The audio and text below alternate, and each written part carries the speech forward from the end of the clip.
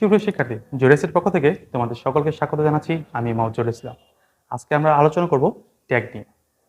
Tag কি? HTML এ আমাদেরকে অনেক কোড লিখতে হয়।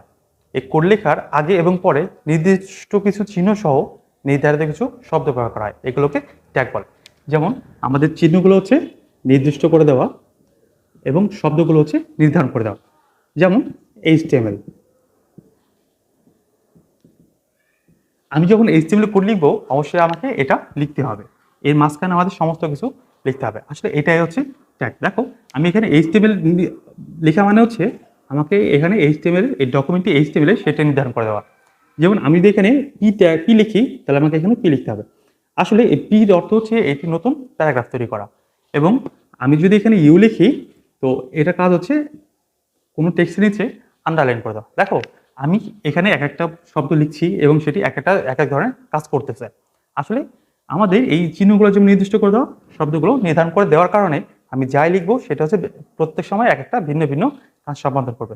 আসলে ট্যাগসমূহ প্রত্যেকটা নির্দেশকে সুনির্দিষ্ট করে দেয় যে কোন ট্যাগের মাধ্যমে কোন কাজটা করা হবে। তাহলে আমরা দেখতে পাচ্ছি যে দুইটি অ্যাঙ্গেল ব্র্যাকেটের মধ্যে আমাদেরকে ট্যাগ লিখতে হয়। এখানে ট্যাগ দুইটা, একটা হচ্ছে শুরু ট্যাগ আর একটা হচ্ছে শেষ ট্যাগ। দেখো আমাদের দুই অ্যাঙ্গেল ব্র্যাকেটের মধ্যে যেটা লিখবো সেটা হচ্ছে আমাদের স্টার্ট ট্যাগ বা শুরু ট্যাগ, এবং দুই অ্যাঙ্গেলের মধ্যে যখন স্ল্যাশ দেব তখন এটা হয়ে যাবে ইন ট্যাগ বা শেষ ট্যাগ। তাহলে আমি যখন কোনো ট্যাগে শুরু করব তখন আমাকে এই দুই অ্যাঙ্গেল ব্র্যাকেটের মধ্যে একটা কিওয়ার্ড দিতে হবে, এবং যখন আমি কোনো ট্যাগ শেষ করব তখন দুই অ্যাঙ্গেল ব্র্যাকেটের মধ্যে স্ল্যাশ এবং তারপর একটি কিওয়ার্ড দিতে হবে। এটাই হচ্ছে মূলত ট্যাগ। এইচটিএমএল ট্যাগ কি? এইচটিএমএল ভাষায় ব্যবহৃত ট্যাগ সমূহকে এইচটিএমএল ট্যাগ বলে। দুটি অ্যাঙ্গেল ব্র্যাকেটের মধ্যে অবস্থিত স্বতন্ত্র কিওয়ার্ড নিয়ে এইচটিএমএল ট্যাগ গঠন করা হয়। তো ট্যাগ আমরা দেখে এসেছি। আমি যদি আবার বলি ট্যাগের সিনট্যাক্সটা কী হবে? Less than sign plus keyword plus greater than sign. তাহলে কি আসছে? Less than sign, keyword, greater than sign. তো এইচটিএমএল এ সাধারণত ট্যাগ দুই প্রকার, একটি হচ্ছে কন্টেনার ট্যাগ এবং অপরটি হচ্ছে এমটি ট্যাগ। কন্টেনার ট্যাগ কি? কন্টেনার ট্যাগ যে সকল ট্যাগের শুরু এবং শেষ উভয় ট্যাগ বিদ্যমান তাকে বলা হয় কন্টেনার ট্যাগ। যেমন পি, দেখো এই ট্যাগের শুরু ট্যাগ এবং শেষ ট্যাগ উভয় ট্যাগ আছে, তাই না? তাহলে এটাই হচ্ছে আমাদের container tag. MT tag, MT tag কি? যে সকল ট্যাগ সময় শুরু আছে কিন্তু শেষ নেই। যেমন বিআর, এটাকে কি শুধুমাত্র শুরু আছে, এর কোনো শেষ ট্যাগ নেই। তাহলে যার শুরু এবং শেষ দুইটি ট্যাগ বিদ্যমান থাকবে তাকে আমরা বলবো কন্টেনার ট্যাগ। এবং যে সকল ট্যাগ সময়ের শুধুমাত্র শুরু আছে, শেষ নেই, সেই সকল ট্যাগগুলোকে বলা হয় এমটি ট্যাগ। যেমন বিআর, এইচআর, আইএমজি। আসলে তোমাদের এমসিকিউতে এটা আসতে পারে যে কোন ট্যাগগুলো এমটি ট্যাগ। তাহলে আমরা কি বলতে পারি? BR tag, HR tag, IMG tag. এছাড়া আরও অনেক ট্যাগ আছে যেগুলো হচ্ছে এমটি ট্যাগ। এইচটিএমএল এর এলিমেন্ট বা উপাদান, স্টার্ট থেকে শুরু করে ইন ট্যাগ পর্যন্ত সকল কিছুই হচ্ছে এইচটিএমএল এর এলিমেন্ট। যেমন আমরা লিখতেছি পি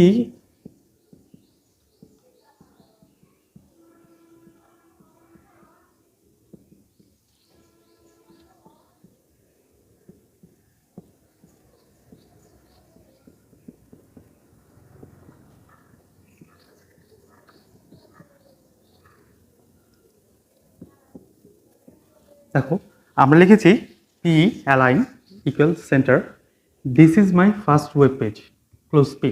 তাহলে আমরা বলতে পারি এটা হচ্ছে আমাদের কি ট্যাগ? স্টার্ট ট্যাগ, এবং এটি হচ্ছে আমাদের ইন ট্যাগ। দেখো আমি এখানে এই স্টার্ট ট্যাগকে নির্দিষ্ট করে দেওয়ার জন্য লিখেছি অ্যালাইন এবং সেন্টার। তো আমাদের এই অ্যালাইনকে বলা হয় অ্যাট্রিবিউট নেম, এবং অ্যাট্রিবিউটের যে মান দেওয়া আছে সেটাকে বলা হয় অ্যাট্রিবিউট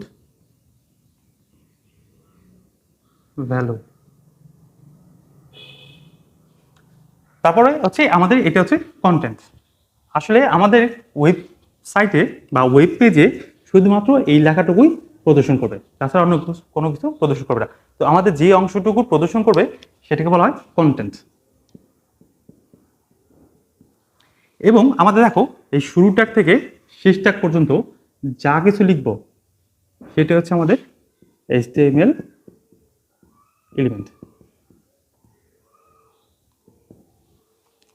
তাহলে আশা করছি তোমরা সকলে বুঝতে পেরেছো HTML এলিমেন্ট কি।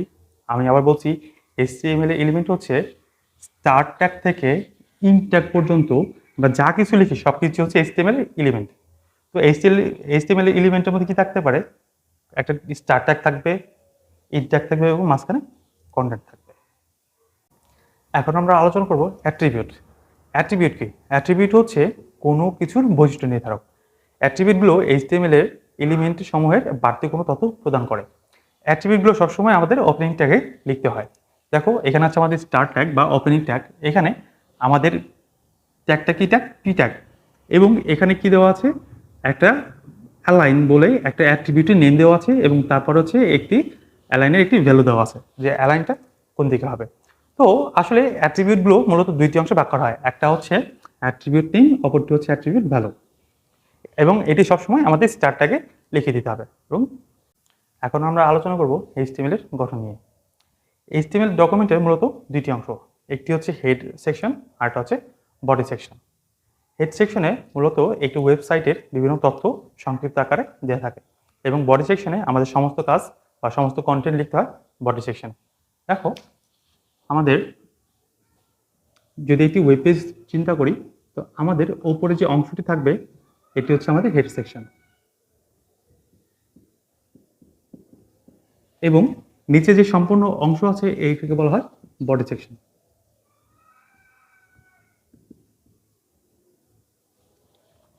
হেড সেকশন এবং বডি সেকশন। দেখো আমি যদি এটাকে কোড আকারে লিখতে যাই তাহলে আমাদের লিখতে হবে HTML head title close title close head body close body close HTML। দেখো এর মানে হচ্ছে আমাকে HTML এর যে কোডগুলো লিখতে হবে তাকে দুইটি অংশে বিভক্ত করতে হবে, একটি হচ্ছে হেড সেকশন আর একটা হচ্ছে বডি সেকশন। হেড সেকশনে মূলত আমরা পরীক্ষার ক্ষেত্রে টাইটেলটা লিখবো, কেন আমাদের এই ওয়েব পেজটি কেন তৈরি করা হচ্ছে তার একটি সংক্ষিপ্ত শিরোনাম বা একটি নাম আমাদের দেওয়া হয় টাইটেল অংশে, যা আমাদের হেড সেকশনের মধ্যে প্রদর্শন করবে। এবং বডি অংশে আমাদের যে সমস্ত কন্টেন্টগুলো আমরা এখানে ব্যবহার করব। দেখো তাহলে আমি প্রথমে লিখেছি HTML এবং এর শুরু করেছি HTML দিয়ে। আমাদের শুরু HTML দিয়ে হয়েছে এবং শেষটাও HTML দিয়ে হয়েছে। তো এটা কি নির্দেশ করে? এটি মূলত নির্দেশ করে যে এই সম্পূর্ণ ডকুমেন্টটি হচ্ছে একটি HTML ডকুমেন্ট।